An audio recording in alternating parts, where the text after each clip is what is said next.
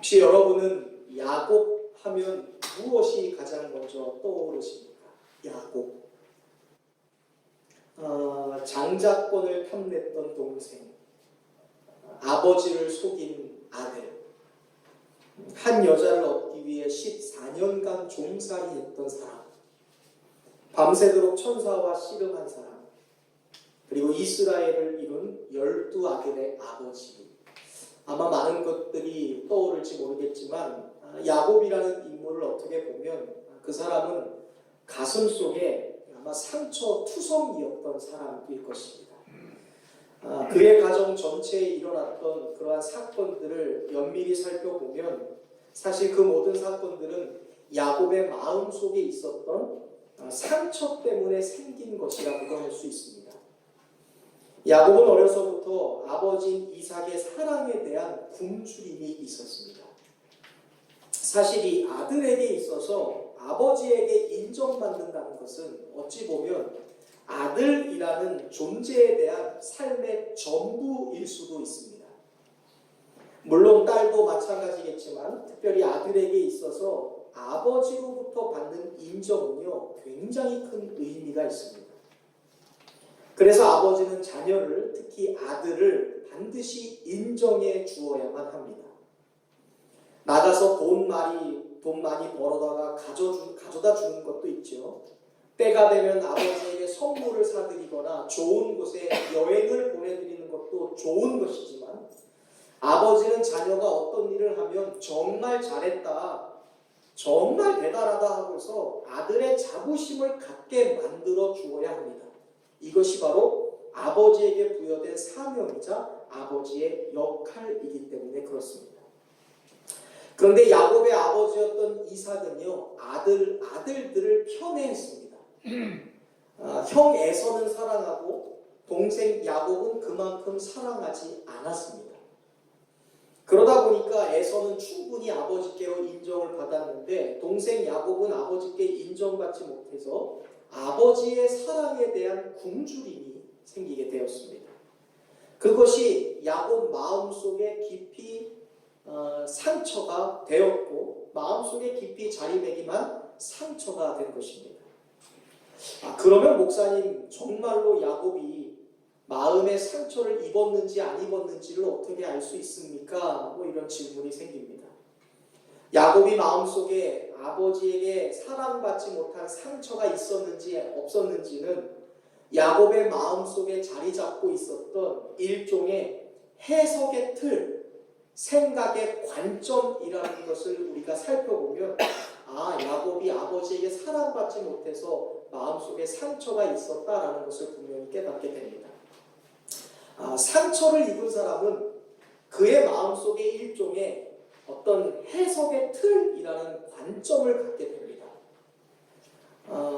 어떤 문제를 만나든지 간에 상처 입은 사람은 전부 다 자기가 가진 어떤 부정적인 조건이나 어떤 능력 때문에 그 일들이 발생했다라고 단언적으로 해석해버리는 그러한 해석의 틀을 갖게 됩니다. 그렇다면 야곱은 자기가 만나는 안 좋은 일에 대하여, 자기가 경험하는 일들에 대하여 어떻게 항상 해석했을까요? 저는 아마 그것이 내가 장자가 아니기 때문에, 내가 큰아들이 아니기 때문에, 내가 아버지에게 첫 번째가 아니기 때문에 나에게 이런 일이 일어나는 것이다. 저는 그러한 해석의 틀을 야곱이 가지고 살았다라고 확신합니다. 나는 장자가 아니지. 그래, 나는 큰아들이 아니야. 나는 아버지에게 있어서 첫 번째가 아니야. 어차피 나는 둘째 아들이고 어차피 나는 작은 아들이기 때문에. 이것이 야곱이라는 사람의 마음속에 자리하고 있었던 상처, 해석의 틀이었습니다. 야곱은 늘 나는 장자가 아니야 라는 그 틀을 가지고 모든 것을 해석했어요.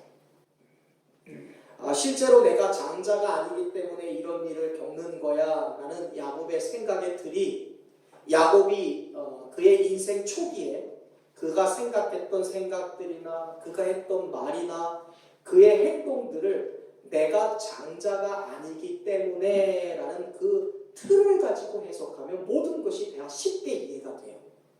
내가 장자가 아니기 때문에 이렇게 생각했고 이렇게 말했고 이렇게 야곱이 행동했었구나.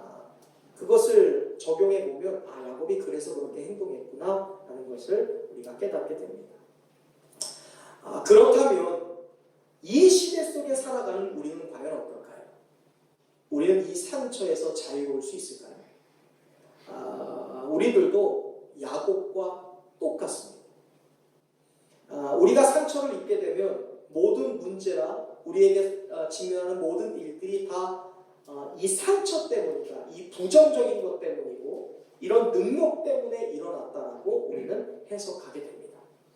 제가 전도사 시절에 같은 부서에서 함께 사역하던 선배 전도사님이 계셨어요. 이 선배 전도사님이 시골에서 올라오신 분인데 굉장히 순수하신 분이었습니다.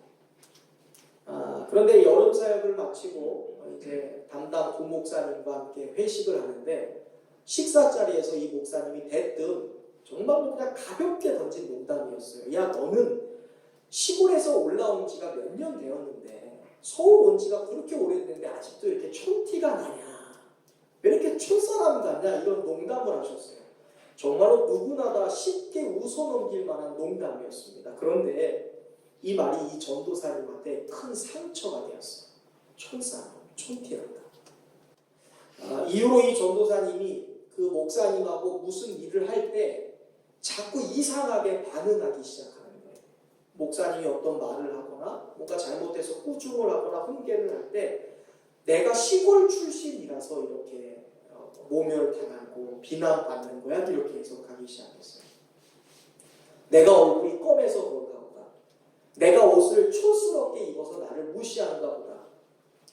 그 사람이 자꾸 자신을 촌사람, 촌놈, 촌티나 그 틀 속에 갇혀가지고 빠져나오지 못하는 거예요. 제가 너무나 안타까웠는데 지난달인가요? 이 선배, 이제는 목사님이 되셨어요. 벌써 목사님이 되시기 근 10년이 되셨는데 이 목사님에게 선배에게 전화가 왔어요. 그냥 안부차 저에게 전화를 한 거예요. 카톡을 보고 사진을 보다가 생각나서 전화를 했다. 그래서 제가 통화를 하면서 안부를 물었어요. 어디 계세요? 하니까 제가 예전에 부목사님으로 계신데 그곳에 아직도 계시더라고요. 제가 아직 거기 계세요? 라고 얘기하니까 나 같은 촌놈을 누가 불러주겠어. 나 같은 촌사람을 누가 찾아주겠어.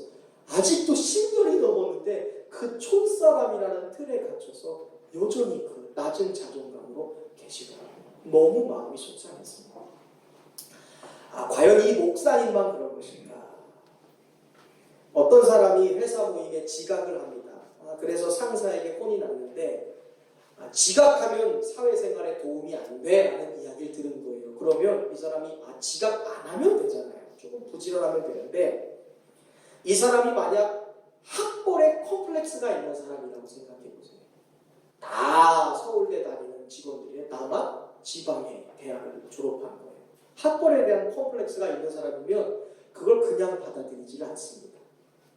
지각해서 욕먹은 건데도 내가 학벌이 좋지 않아서 욕을 먹었다고 생각해요. 학벌이 좋지 않으니까 내가 무시당했다라고 생각합니다. 사실 지각한 것과 학벌이 안 좋은 게 상관이 있어요? 상관 있지 않아요? 없죠. 그런데 본인은 그렇게 생각해요. 또 그 사람이 어떤 일을 맡았어요. 그러면 성실하게 일하면 되죠. 그런데 불성실해서 시간 내에 그 일을 완료 못합니다. 그래서 상사에게 불려가서 꾸중을 들었어요. 그런데 내가 불성실해서 시간을 맞추지 못해서 게을러서 그 일을 못 마쳤다라고 판단해야 되는데 그렇게 생각하지 않아요. 내가 학벌이 좋지 않아서 꾸중 듣고 비난받았다라고 생각합니다. 이것을 제3자가 보면 말도 안 되는 일인데 본인은 그 왜곡된 학벌이 좋지 않아서 이러한 일들을 겪는 것이다라는 그 해석의 틀에서 빠져나오지 못하는 것입니다. 사실 이 사람에게 문제는 상처인 것이죠. 학벌에 대한 상처. 그러다 보니 학벌에 대한 상처가 있는 사람은 40, 50, 60, 70이 되어도 계속 무언가를 배우려고 해요. 무슨 말만 하면 나는 가방끈이 짧아서 배워야 돼 하면서 학교를 찾아갑니다. 근데 누가 보더라도 본인 인생에 그 배우는 것이 별 도움 안 되거든요. 70살에 뭘 배워요? 60살에 뭘 그런 걸 배웁니까? 그런데 자꾸만 뭔가를 배우려고 해요. 그런 사람들은 대개 내가 학벌이 좋지 않아서 이런 일들을 겪는 것이다 라고 해석해요. 외모에 대한 상처가 있는 사람들도 있습니다. 그런 사람은 모든 걸 다 외모 때문이라고 해석하는 경우가 있어요. 이 사람은 지각해서 욕을 먹으면 내가 예쁘지 않아서 욕을 먹는 거다라고 생각합니다. 예쁜 것과 안 예쁜 것, 이것이 지각과 상관이 있어요? 상관없어요. 없죠. 그런데 내가 예쁘지 않아서 욕을 먹는 거다라고 생각해요. 초신자가 교회 예배나 모임에 지각할 때가 있습니다. 그러면 대부분 아직 교회 다닌 지 얼마 안 됐으니까 교회 안에서 진행되는 어떤 영적인 룰 그러한 것들을 잘 몰라서 지각할 수도 있다라고 생각하는데, 외모에 대한 상처가 있는 사람은 그렇게 생각하지 않아요. 다른 사람은 초신자라 그래, 이제 시작하는 사람이라 잘 몰라서 그래 라고 하는데, 외모의 상처가 있으면 쟤는 예쁘니까 봐주고 나는 조금만 지각해도 나를 향해서는 이렇게 판단하는 거예요. 제가 사역하면서 목회하면서 이런 사람들 너무 많이 봤어요. 이 사람에게 있는 것은 외모에 대한 상처인 것이죠. 돈에 대한 상처가 있는 사람도 있어요.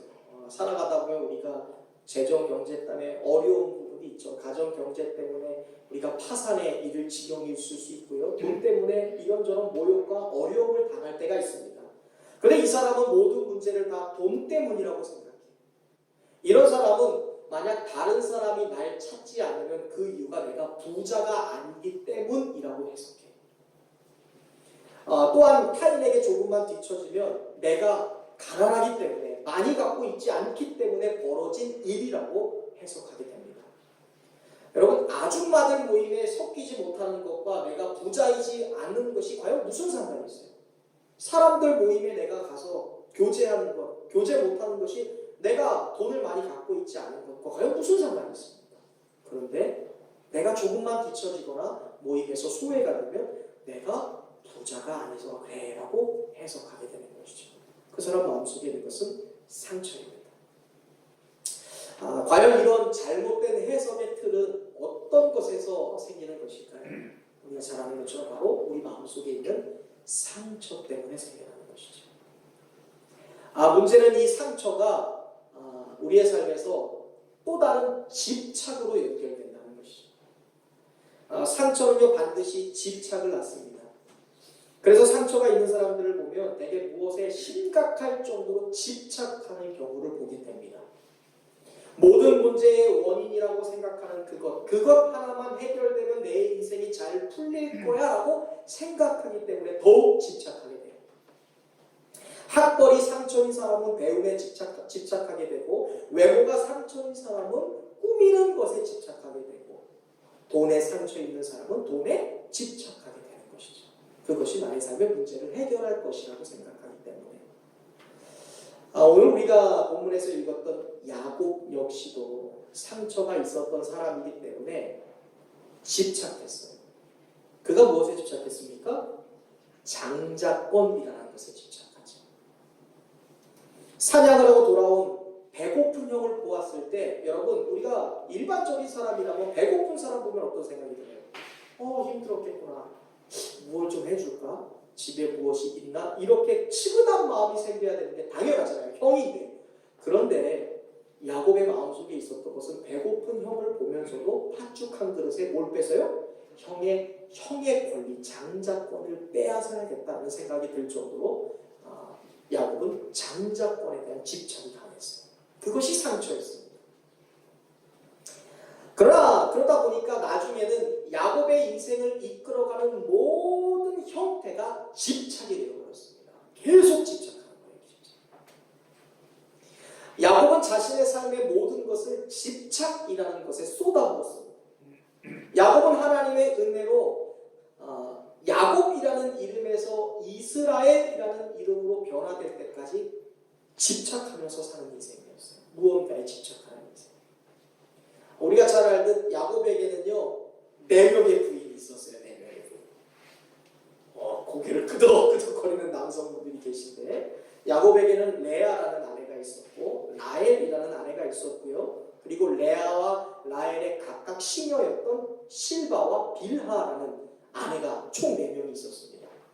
그런데 야곱이 이 4명의 아내 중에서 누구에게 집착했을까요? 누구요? 라헬이죠. 라헬. 야곱이 라헬에게 집착하게 되니까 이 집착 때문에 그의 첫째 부인이었던 레아가 또 다른 상처를 입게 되었어요. 야곱은 자기가 그렇게 싫어했던 상처를 다른 사람에게 전가시키면서 살아가는 인생으로 평생을 살게 됩니다. 라헬에 대한 집착이 크다 보니까 야곱은 라헬이 낳았던 요셉과 베냐민에 대해서도 심각할 정도로 집착하게 되었어요. 그래서 야곱은 12아들 중에 요셉에게만 채색 옷을 입혔습니다. 집착하는 거예요. 똑같은 형제인데 완전 차별하는 거예요. 여러분 견딜 수 있으시겠어요? 결국 이 차별이 다른 형제들에게는, 다른 아들들에게는 상처로서 전이가 되었습니다. 그래서 이 형제들은 그 상처가 골물대로 골마서 아버지가 없는 틈을 타서 요셉을 잡아서 먼 나라에 뭐로 팔아버렸어요? 노예로 팔아버렸어요. 상처가 또 다른 상처를 낳고 상처가 또 다른 문제를 발생시킨 것이죠. 그리고 형들의 손에 의하여 노예로 팔려간 그 요셉이 없어지니까 야곱은 요셉 대신에 또다시 집착할 존재를 찾았는데 그게 누구예요?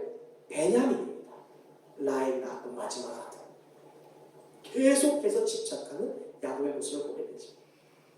오늘 본문에 보니까 제가 읽었던 본문, 다른 아들들이 아버지에게 옵니다. 그래서 베냐민을 좀 애굽에 데리고 가야 된다라고 아버지에게 얘기를 해요. 그때 야곱이 절대로 베냐민을 보낼 수 없다라는 말을 하죠.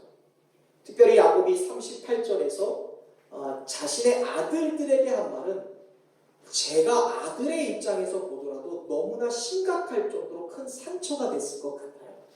38절 여러분 한번 같이 읽어보시겠어요? 38절인데요. 창세기 42장 38절입니다. 한번 읽어보시죠. 시작. 야곱이 이르되 내 아들은 너희와 함께 내려가지 못하리니 그의 영은 죽고 그만 남았습니다. 만일 너희가 가는 길에서 자녀를 그에게 미치면 너희가 내 흰머리를 슬퍼하며 서로 내려가게 하게 되리라. 야곱이 여기에서 막내 아들 베냐민에 대해 뭐라고 표현하고 있나요? 내 아들이라는 표현이에요. 지금 이 얘기를 듣고 있는 사람들이 누구예요? 야곱의 아들들이에요. 야곱 아들 없는 사람이 어디 있어요? 지금 야곱의 종이 아니잖아요. 다 아들들인데 그 앞에서 내 아들 데리고 못 가라고 얘기하는데 지금 이 아들들도 아버지를 위해서, 가족들을 위해서 목숨 걸고 애굽에 한번 갔다 오는 아들들이에요. 굶어 죽어서 먹을 것이 없어서 흉년에 아버지 구하겠다고, 자녀들 구하겠다고 애굽에 목숨 걸고 다녀온 자식들입니다. 그러나 정탐꾼이라는 억울한 누명을 썼어요. 그리고 온 형제가 꼬박 3일 동안을 감옥에 갇혀 있었어요. 그리고 누명을 벗기 위해서 형제 중에 시므온은 그 땅에 아직 남겨져 있어요. 가지고 온 양식이 다 떨어져서 아버지께 다시 나가는 거예요. 아버지, 양식을 더 얻으러 가야 되는데 그 땅의 주인, 사실 요셉이죠. 모르고 있는 사람이니까 그 사람이 막내 아들 데리고 오면 너희의 억울한 누명도 풀어주고 너희가 이 땅에서 마음껏 곡식을 먹을 수 있도록 수출하고 수입하는 그 모든 것들을 허락해 주겠다. 그래서 아들 데리고 가야 돼요. 베냐민 아버지. 우리가 어디 팔아먹는 거 아니잖아요. 그냥 안전하게 데리고 갔다 올게요. 떨어진 양식을 구하러 가야 되는 이유이든 아니면 남겨진 애굽에 남겨져 있어 골모로 잡혀있는 형제 시므온을 찾으러 가야 되는 이유이든 어찌됐든 간에 아버지와 그 자녀들과 가족들을 위해서 지금 모든 형제들이 노력하고 있잖아요. 그런데 아버지 야곱은 유독 베냐민만을 가리켜서 나의 아들이라고 부르면서 그 아들만을 어떻게 해요? 중요하게 여기고 있어요. 그만 좀 얘기해요. 5초. 안 돼. 내 아들 더 이상 안 돼. 이것이 다른 아들들에게 얼마나 큰 상처가 됐을까. 야곱이 몰라요. 여러분, 야곱이 살아가면서 제일 싫어했던 것이 뭘까요? 상처예요. 아버지에게 받았던 상처. 첫째가 아니라는 상처. 항상 소외되었던, 아버지 눈 밖에 있었던 두 번째라는 상처예요. 그런데 상처받는 것을 그렇게 싫어했던 야곱이 정작 자기 자신이 다른 사람에게 또 다른 상처를 전이하고 있다는 것을 야곱 본인이 몰라요. 우리 가운데 많은 사람들이 이것과 똑같은 삶을 살아갑니다. 상처 때문에 힘들어요. 상처 때문에 아파요. 상처 때문에 괴롭다고 이야기해요. 그런데 내가 하는 말과 행동과 내 생각들이 다른 사람에게 더 큰 상처를 주고 있다는 것을 전혀 생각하지 못하는 것. 그것이 오늘 우리의 삶이죠. 상처로 베어진 나의 인격이 있습니다. 상처 때문에 어긋난 나의 언어들이 있죠. 상처로 찢겨진 나의 행동들, 그것이 칼날이 되어서 누군가의 가슴을 후벼파고 있는데 그것을 정작 나만이 몰라요. 나만 몰라요.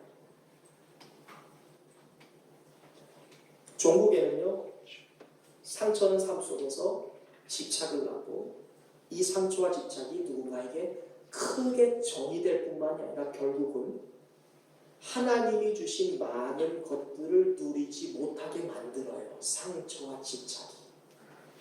지금 야곱에게 있는 것은 12아들이 다 있잖아요. 가족들이 있잖아요. 집이 있잖아요. 그런데 상처와 집착에 빠져 있었던 야곱은 그것들을 다 누리지 못하고 있어요. 그렇다면 어떻게 이 상처와 이 집착이 치유함을 받을 수 있을까? 결론부터 말씀드리면 하나님을 만나야 될 줄로 믿습니다. 아멘. 상처는요, 하나님을 만나야 치유돼요. 아멘. 하나님의 은혜를 알아야 집착이 해결됩니다. 아멘.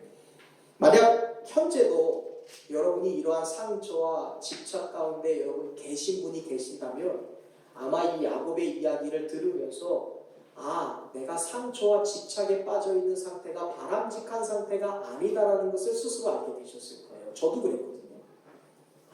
야곱을 보니까 상처에 빠져있고 무언가 계속 집착하고 있는 것이 바람직한 모습이 아니구나라는 것을 야곱을 통해 알게 되신 거예요. 상처와 집착이 있으면 잘 보세요. 12아들이 있는데 4명의 아내가 있는데 야곱이 엄청난 갑부였거든요. 설령 갑부가 되어도요, 하나님이 주신 풍성함을 하나도 누리지 못해요. 그게 상처와 집착이라는 가면이에요. 우리에게 많은 것들이 있는데 상처와 집착이라는 것에 빠져 있으면 하나님이 주신 것을 하나도 누리지 못해요. 하나도.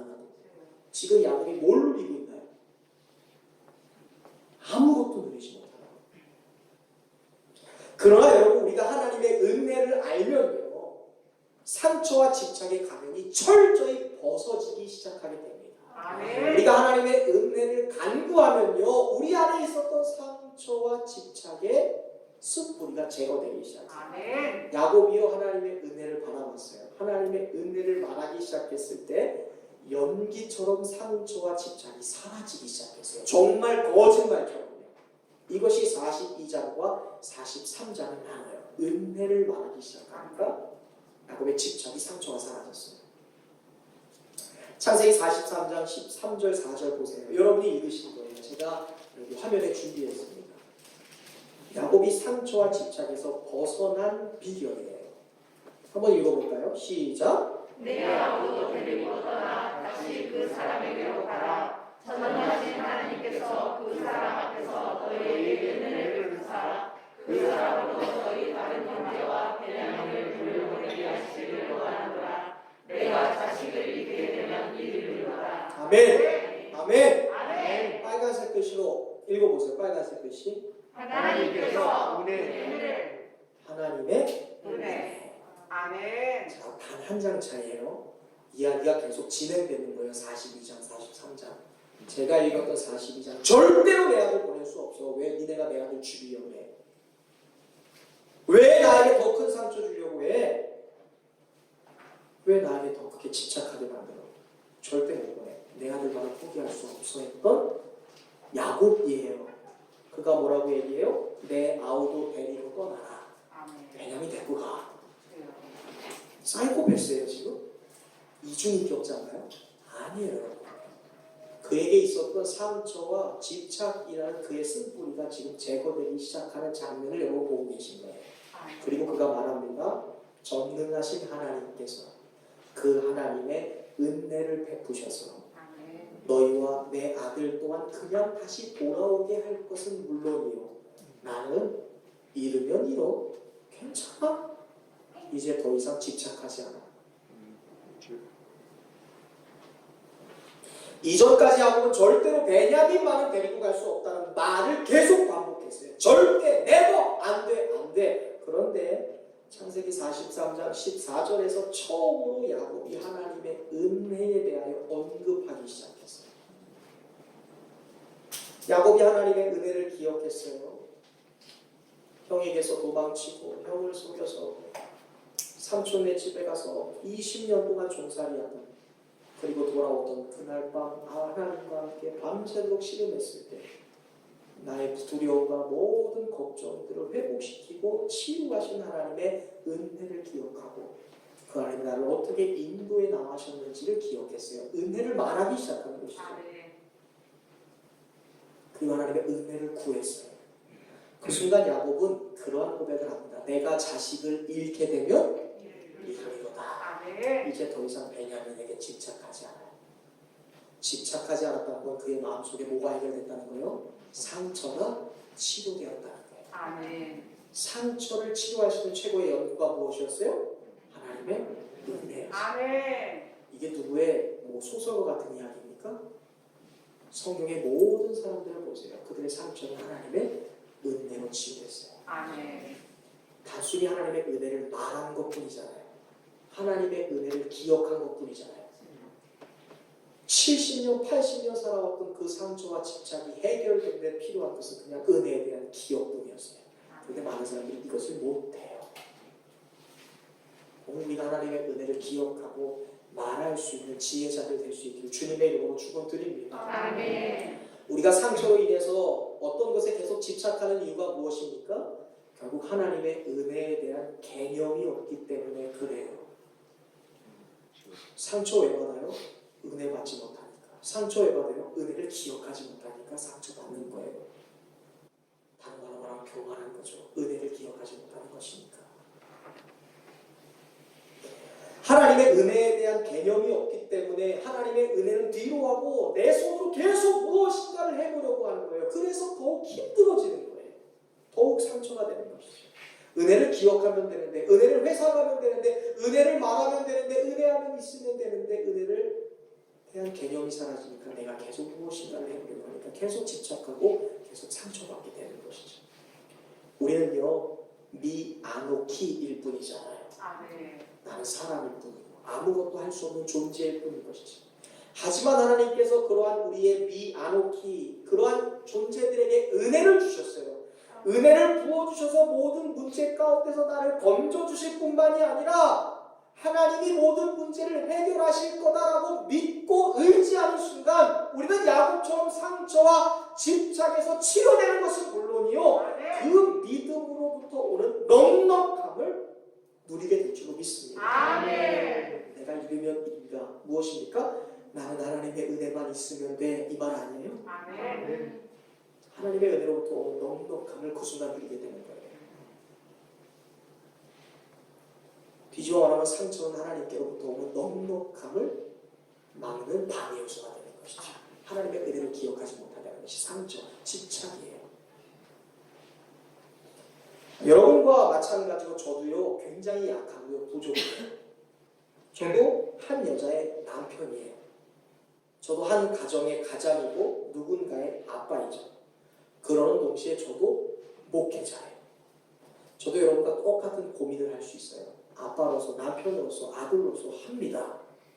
그냥 목사님이니까 마음 편할 거라 생각하면 전혀 착각이에요. 오해입니다. 만약 그런데 제가 목회를 하면서 인간적으로 집착하고 아들의 모습으로 목회에 집착하고 남편의 모습으로 목회에 집착하고 아빠의 모습으로 목회에 집착하면 인간적 모습으로 목회가 될까요? 아마 제 영혼은 바짝바짝 날르고요. 날로 피폐해져 갔을 거예요. 그러나 저는 목회라는 것이 하나님의 은혜로, 하나님이 부어주시는 은혜로 가능한 거다라는 것을 확실히 믿어요. 저는 이 목회라는 것이 저처럼 약하고 연약한 사람을 들어 쓰시는 하나님의 계획과 하나님의 섭리 가운데 있다는 것을 철저히 신뢰합니다. 그래서 저는요, 누구보다도 제 마음이 여유로워요. 저는 물질에 대해 집착하지 않아요. 믿어주셔야 돼요. 저는 단 한 번도 내 가족이 살아갈 집에 대해 생각해 본 적이 없어요.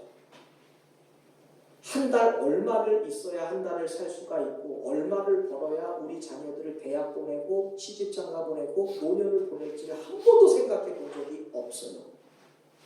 그런데도 여유로워요. 집착하지 않습니다.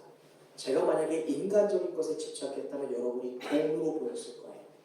그 사람 얼마짜리, 저 사람 얼마짜리, 그 가정 얼마짜리. 그렇게 혹시 느낀 적 있으세요? 만약 그렇게 느끼셨으면 죄송해요. 전 너무나 여유로워요. 걱정하지 않아요. 사랑하는 성도 여러분, 우리가 어떤 것에 집착한다고 그 일이 되는 것이 아니에요. 돈에 집착한다고, 크기에 집착한다고, 인간적에 집착한다고 목회가 되는 것이 아니더라고요. 사람에 집착한다고 되는 것도 아니에요. 저는 확실히 보았어요. 내가 하나님께 맡길 때, 아멘. 내가 하나님의 은혜를 붙잡을 때 아멘. 열매가 거두어지기 시작하더라고요. 아멘. 제가 인간적인 것에 집착했으면 이곳에 있지도 않았어요. 그런데 하나님의 은혜를 붙잡기 시작했을 때 하나님이 열매를 거두게 하셨어요. 아멘. 여러분 그것을 믿으셔야 돼요. 아멘. 여러분이 증인이잖아요. 아멘. 시편 37편 5절에 이런 말씀이 있어요. 같이 읽어볼까요? 시작. 내 길을 여호와께 맡기라. 그를 의지하면 그가 이루시고. 너의 길을 여호와께 맡기면 그가 이루실 것이래요. 하나님은 역사 가운데 늘 하나님이 하나님으로서 하셔야 될 일과 인간이 인간으로서 해야 될 일을 구별해 놓으셨어요. 하나님이 하실 일은 뭘까요? 이루시는 거예요. 그렇다면 인간이 할 일은 뭐예요? 맡기는 것, 믿는 것, 신뢰하는 일이에요. 하나님은 우리의 믿음, 우리의 맡기는 행위, 우리가 하나님을 바라보는 그 믿음을 제로로 삼으셔서 이루시는 분이에요. 하나님이 이루지 못했다는 것은 내게 제로가 없는 거예요. 무슨 제로? 믿음의 제로, 신뢰의 제로, 맡기지 못하는 제로. 오병이어라는 작은 물고기와 보리떡이 어린아이의 손에서 출발해서 주님의 손에 맡겨졌을 때 하나님의 역사가 일어나는 거잖아요. 내가 들고 있으면 안 돼요. 작은 믿음이라 할지라도 맡겨야 되는 것이죠. 우리가 해야 될 일은 그저 주님께 맡기는 거예요. 하나님의 은혜를 바라보는 것입니다. 주님 앞에 연약함까지도 내려놓을 수 있어요. 야곱이 하나님께 은혜를 구했다라는 것은요, 자신이 하나님께 은혜를 받을 수 있는 하나님의 귀중한 존재임을, 하나님의 귀중한 자녀임을 스스로 깨달았다라는 것과도 같은 뜻입니다. 회개란 것이 어디서부터 시작됩니까? 회개는요, 반드시 나의 존재에 대한 자각으로부터 시작이 돼요. 내가 하나님의 자녀라는 사실, 내가 하나님의 형상대로 창조되었다라는 사실, 나가 내 몸이 성령이 거하고 계시는 하나님의 성전이라는 사실을 스스로 자각하게 될 때 내 모습에 어울리지 않는 죄가 비로소 미워지게 되는 거예요. 지금 이 모습은 내 모습이 아닌데, 지금 이 모습은 내가 해야 될 행동이 아닌데 라는 생각이 들어야 하나님 죄송해요, 잘못했습니다, 이 죄를 버리겠습니다, 회개하고 그 시간 회복하게 되는 것이죠. 단순히 죄 받으면, 죄 지으면 벌 받을까봐, 죄 지으면 죄를 지으면 하나님께 벌을 받으니까 벌을 피하기 위해서 회개하는 것은 진정한 회개가 아니라 눈속임이죠. 회개는 내가 누구인지에 대한 존재의 자각으로부터 시작이 되는 것입니다. 나는 하나님의 자녀이고 귀중한 하나님의 사랑을 받는 하나님의 존재이다라는 자각이 있을 때 반드시 회개와 회복이 이루어져요. 아멘. 누가복음 15장에 탕자가 나오는데 탕자가 가장 어려운 삶의 순간을 만날 때 그가 떠올린 것이 무엇입니까? 친구인가요? 돈인가요? 자애롭고 인내한 사랑에 충만한 아버지였죠. 아멘. 내 아버지 집에는 품꾼이어도 풍족하게 먹고 마시는 그 종들이 얼마나 많은데 나는 종이 아니지. 그 자비로우신 아버지의 아들이지. 아멘. 그 사랑 많으신 분이 바로 나의 아버지지. 아멘. 내가 여기서 이럴 사람이 아닌데라는 자각이 있을 때 탕자를 돌이켜서 아버지께로 돌아왔고 회개하고 그 순간 회복되었지요. 아멘. 내가 누구인지에 대한 존재의 자각이 있어야 회개할 수 있고 변화할 수 있고 회복할 수 있습니다. 왜 우리가 상처와 집착 가운데 빠져 있을까요? 그것은 뒤집어 말하면 내가 누구인지에 대한 존재의 자각이 없기 때문에 그렇죠. 여러분 우리가 누구예요? 하나님 아버지의 자녀이죠. 아멘. 하나님이 누구세요? 우리의 아버지. 아빠, 아버지죠. 아멘. 이 자각이 있으면 우리는 상처와 집착으로부터 해방될 수 있고 자유할 수 있는 것이죠. 아멘. 하나님 앞에 있는 내가 누구인지 나의 존재를 깨닫는 그것이 바로 우리의 상처를 치유하는 최고의 연도인 줄로 믿습니다. 아멘. 우리 옆 사람에게 축복합시다. 당신은 하나님의 두고 보기에도 아까운 자녀입니다. 하나님은 당신의 아빠 아버지십니다. 네, 이 자각이 있어야 상처에서 치유되고요, 집착에서 자유로워집니다. 여러분 어느 순간에도 하나님은 나의 아빠 아버지, 그 자유로우신 분은 내가 그분의 두고 보기에도 아까운 자녀이다. 아멘. 저는 여러분들이 이걸 좀 이마에 쓰고 다녔으면 좋겠어요. 아멘. 하나님은 나의 아빠 아버지, 손목에 나는 그분의 자녀. 아멘. 이거 보면 상처 받을 이유가 없는데 쓰고라도 다녔어요. 야곱은요 상처가 있었던 사람입니다. 야곱은 사람에게 집착했던 사람이죠. 그러나 하나님의 은혜 가운데 그 상처를 치료받았고 집착에서 자유해지는 변화를 받게 되었습니다. 여러분 사실 이 본래 상처가 있는 사람은요 절대로 자기의 약점을 다른 사람 앞에서 드러내지 않습니다. 계속 숨기려고 해요. 그리고 포장하려고 해요. 아닌 척하려고 해요. 근데 야곱은요 하나님의 은혜를 의지합니다. 하나님의 은혜를 기억하고 말한 순간 한결 여유로워졌어요. 이 사실은 창세기 47장 뒤로 뚝 넘어가면 야곱이 드디어 애굽의 바로왕 앞에 서게 됩니다. 그리고 바로왕이 너의 나이가 무엇입니까? 너가 얼마나 살았어요? 라고 물었을 때 야곱이 자기 나이를 밝히면서 이런 고백을 하거든요. 제가요 험악한 세월을 살아왔습니다 라는 고백을 해요. 저의 인생이 험난했어요. 저의 인생이 굉장히 굴곡이 있었어요. 롤러코스터 같았어요. 이것이 뭐예요? 야곱이 다른 사람 앞에서 처음으로 자기의 상처를 토해내기 시작한 거예요. 상처가 있는 사람이면 절대로 할 수 없는 행동이에요. 상처에서 해방된 사람만이 할 수 있는. 제가 이러한 상처가 있었어요. 아무한테도 얘기 못하는 그런 아픔이 저에게 있었습니다. 제가 험악한 인생 살아왔거든요. 이것이 지금 야곱이 완벽히 상처에서 치유되었을 뿐만 아니라 집착에서 자유해졌다는 것을 보여주는 증거예요. 나는 험악한 인생 살아왔습니다. 그런데 성경을 잘 읽어보면 이렇게 변화를 받은 야곱이 이제 더 나아가서 다른 사람의 아픔과 다른 사람의 슬픔을 이해하고 그것을 품어주는 그 자리까지 나아가게 된 것을 보게 돼요. 사실 아브라함에서 이삭, 야곱에게까지는 모든 자녀들이 축복받는 것이 아니라 적장자, 단 한 명만이 축복을 받는 그 축복의 계보가 이어졌어요.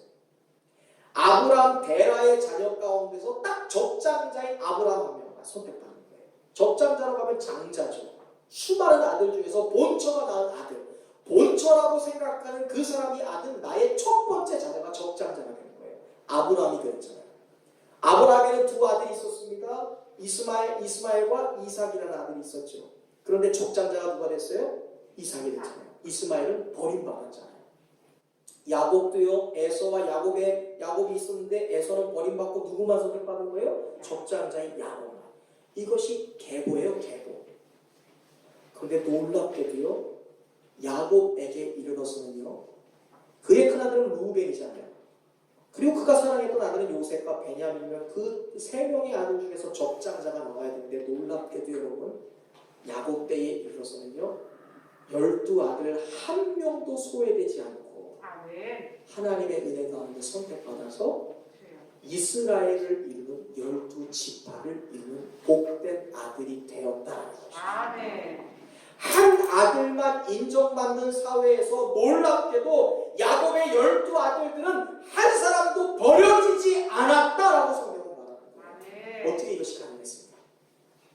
야곱이 본대로 형을 안수하는 것이 아니라 자기가 안수를 빼앗아서 장자권을 받은 것처럼 야곱은 한 사람에게만 축복하면 되는 것인데 야곱의 강대에 이르러서 야곱은 한 아들도 소외되지 않고 모든 12아들을 축복하는 자리에 있어요. 어떻게 이것이 가능했을까? 물론 하나님의 계획과 뜻이 1번이었겠지요. 그런데 저는요 이전까지는 상처와 집착 때문에 아파하는 야곱이 하나님의 은혜로 상처와 집착 가운데서 자유해지고 나니까 그리고 그 모든 아들들을 사랑으로 품은 결과다라고 저는 확신해요. 하나님의 계획도 있죠. 그런데 상처와 집착에서 자유해진 야곱이 12아들을 다 품었어요. 그것을 사명으로 알았어요. 그 결과 야곱의 12아들은 한 명도 버림받지 않았다는 거예요. 창세기 48장부터 49장에 보면 야곱이 12아들을 부릅니다. 흔히 말하는 야곱의 축복이에요. 노년의 아들들을 불러서 그 아들들을 한 명 한 명 이름 불러가면서 축복을 합니다. 유언하는 거예요 지금. 비록 야곱이 유언할 때 루벤이나 시므온, 레위의 잘못을 지적하기도 해요. 그런데 중요한 것은 어느 아들 한 명도 은혜의 자리에서 내치지 않았다는 거예요. 그 모든 한 명 한 명 아들을 각각 이름을 불러가며 하나님의 백성이 되고 거룩한 하나님의 나라가 될 것이라는 귀중한 축복을 전하는 전달자의 사명을 감당하는 것을 창세기 48장 9장에서 보게 돼요. 상처 입은 사람이라면 절대로 할 수 없는 행동이죠. 이것이 또한 은혜가 아니면 무엇이 은혜일까요? 상처로 인해 집착 가운데 사는 사람이 모든 사람을 향해서 100% 열려있는 축복을 전하는 사람.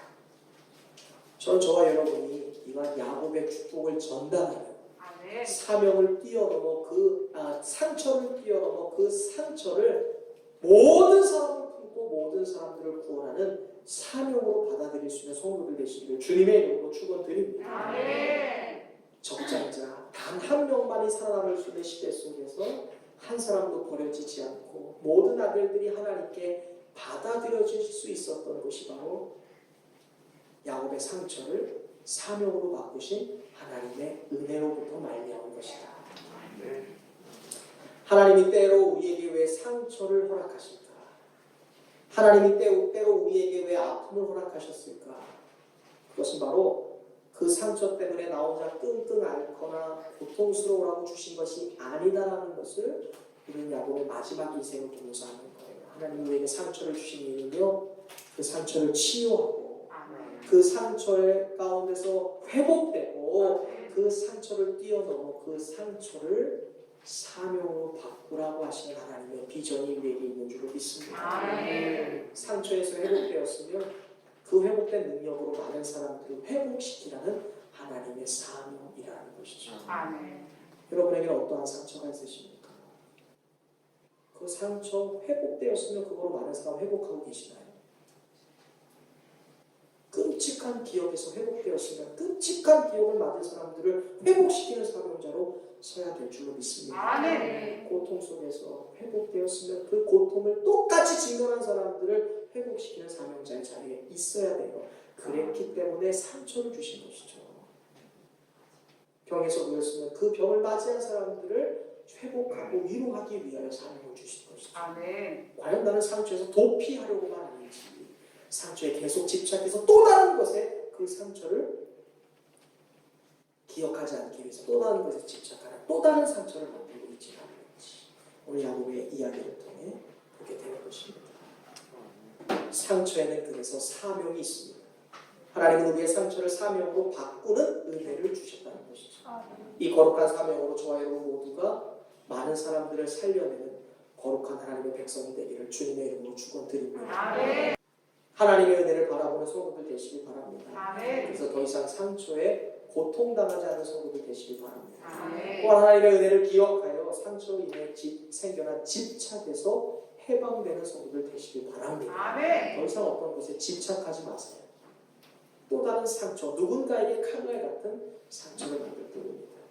사랑하는 성도 여러분, 하나님의 은혜 안에서 상처와 집착 속에 살아가던 그 삶에서 해방되는 성도들이 되시길 주님의 이름으로 축원드립니다. 아멘. 나가 우리의 상처를 고치시고 그 상처를 또 다른 누군가를 살리고 회복시키는 사명으로 바꾸신 하나님의 은혜를 바라보는 성도들 되시길 바랍니다. 아멘. 상처는 하나님의 사명이다라고 믿고 그 사명을 감당하는, 그리하여 많은 사람들을 살려내는 거룩한 하나님의 백성들이 되시기를 주님의 이름으로 축원드립니다. 아멘. 기도하겠습니다.